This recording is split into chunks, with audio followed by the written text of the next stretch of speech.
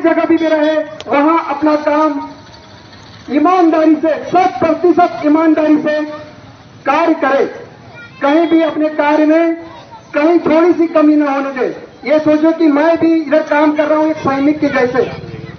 जिस तरह सैनिक बॉर्डर पे 100% ईमानदारी से काम करता है, वैसे इस जगह पे चाहे वो पॉलिटिशियन हो, कर्मचारी हो, अधिकारी हो, जहां भी हो वो 100% ईमानदारी से कार्य करेगा।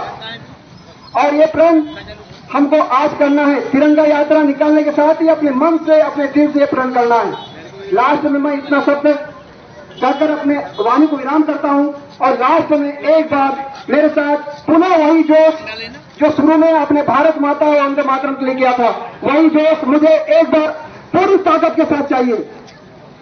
भारत माता की, भारत माता की, भारत माता की।